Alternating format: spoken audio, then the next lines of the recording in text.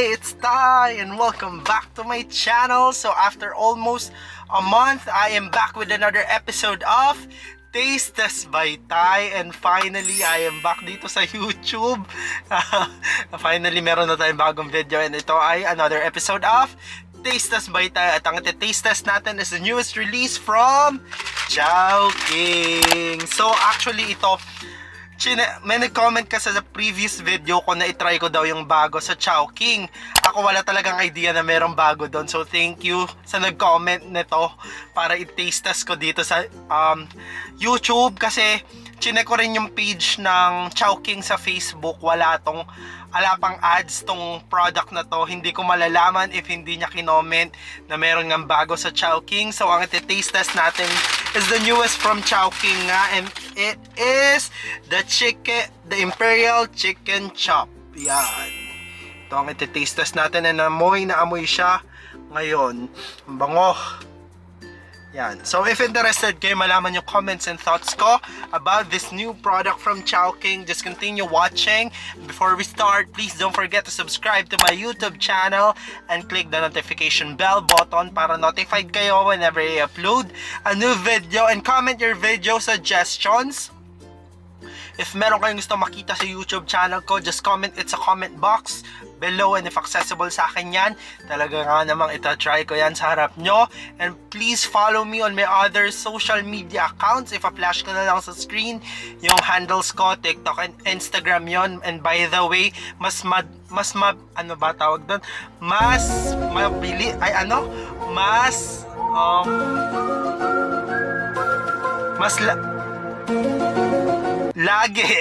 lagi ako nagpo-post sa TikTok, kaya doon nyo ako i-follow.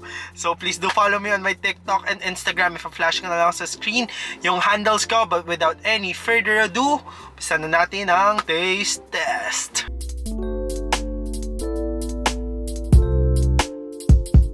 And you know the drill, bago tayo mag-start ng taste test, it's now time for the pricing muna. This is 75 pesos for a la carte, and I think it's mura or it's affordable. So yan, yung itsura niya. Medyo nakulangan lang ako sa sauce. Pero tikman na natin. Titikman ko muna siya without the rice para feel natin yung Imperial Chicken Chops ng Chowking. Pero sana may kutsara dito. Yan. So tikman na natin tong Imperial Chicken Chops. Sayang sa isang side lang may sauce. Why naman ganon? So ito yung Imperial Chicken Chop. Tikman na natin.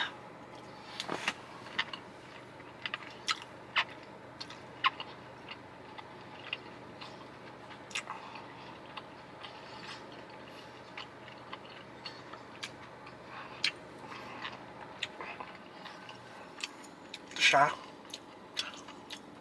So pa-try natin ulit ng kinakamay. Parang mas masarap pag kinakamay.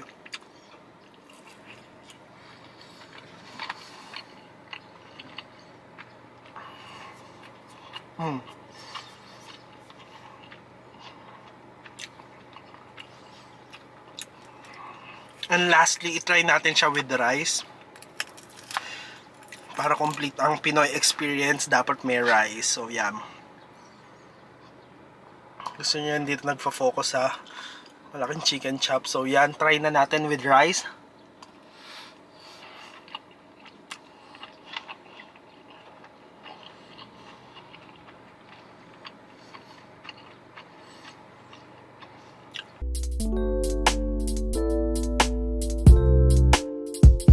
Tapos na tayo sa taste test. It's now time for my comments para dito sa newest release from Chowking, which is yung Imperial Chicken Chop. For the Imperial Chicken Chop. So first is yung sizing ng chicken chop. Okay na okay yung sizing niya, as in malaki yung chicken chop for its price na 75 pesos. Parang malaki to comparing sa chicken chops ng KFC.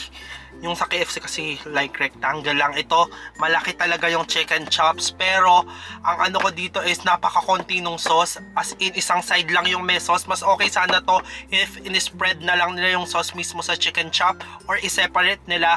Pero yung kitang-kita nyo naman dun sa first part ng video, nakukulangan talaga ako sa sauce. Actually, inask ko na nga yung cashier if available ba na umorder, if okay ba na umorder ako ng extra sauce, pero hindi raw pwede. Wala daw, hindi daw available sa kanila na umorder ng extra sauce kasi at first pa lang talaga feeling ko na konti yung sauce nito, and hindi nga ako nagkamali, totoo na konti yung sauce. Medyo nakaka-beaten kasi pag naubos mo na yung isang side, plain na chicken chop na lang yung kakainin mo. And for the lasa naman ng sauce nila, okay naman, medyo barbecue-ish yung lasa niya, pero nangingibaba. May nalalasaan ako luya. Ako kasi medyo ayoko ng lasa ng luya. Pag may luya yung food, parang nababawasan talaga yung rating or nababawasan yung pagkagusto ko dun sa food. Pag medyo lasa yung luya, alam nyo ba yun? Yung medyo strong yung lasa ng luya. Yun, medyo kakainin ko naman siya pero hindi ko siya magugustuhan. Gets nyo ba yon, yung ganon? Pero okay naman siya, medyo barbecue-ish. Yun nga lang, may nalalasan akong strong na luya taste sa sauce niya. I don't know if may luya taste. May luya ba talaga to or medyo may abnormality sa aking tongue na nalalasan ko yung luya, pero yon, medyo may luya taste yung sauce niya sa akin, pero yung feels niya is barbecue na may luya, parang ganon. Ayun. And for the chicken chops, ayun nga, okay na okay yung sizing and okay din naman yung lasa. For its price, goods na siya, and I think nakakabusog to kasi malaki nga yung chicken chops, kaya sulit yung 75 pesos nyo doon. And if na-try nyo na to, let me know your thoughts by commenting sa baba if same tayo ng nalasahan sa Imperial Chicken Chops. Ayun, I want to know your thoughts if same nga tayo. So, yun lang yung masasabi ko dito sa newest release from Chowking, which is yung Imperial Chicken Chop.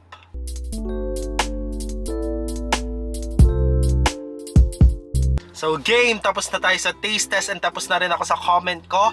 It's now time for my rating para dito sa newest release from Chowking, which is yung Imperial Chicken Chops. Medyo nag-stutter ako. I don't know if hindi na ba ako sanay humarap sa camera kasi medyo isang buwan siguro twice or once lang ako nag-upload dito sa YouTube.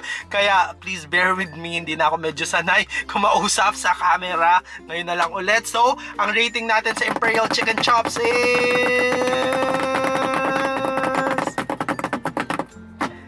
7 out of 10. And yun nga, i-try nyo na and let me know your thoughts by commenting sa baba. So, that's it for this episode of Tastes by Tay. And if you do enjoy watching my video, you know the drill. Like, share, subscribe, and click the notification bell button para notified kayo whenever I upload a new video. And comment your video suggestion. If meron kayong gusto makita sa channel ko, just comment at sa comment box below. If accessible sa akin yan, talaga nga namang ito, try natin yan. Kagaya ng ginawa nung nag-comment na tong Imperial Chicken Chops. Thank you sa'yo kasi nagka-video content ako or nagka-idea ako ng content. So, yon, maybe next video ko is yung newest ng Starbucks kasi kanina nag-scroll ako then nakita ko na may bagong product yung Starbucks. Alam nyo naman na basta may bago sa Starbucks, ito try natin yan. But without any further ado, this has been Tay and I will see you guys. Any further ado tuloy, sabi ko sa inyo medyo nangangalawang na talaga ako sa harap ng camera. But for now, this has been Tay and I will see you guys on my next month. Mali na naman. Sabi ko sa inyo So, but for now, ito totoo na to. But for now, this has been Tay and I will see you guys on my next one. Cheerios! Bye-bye, TY!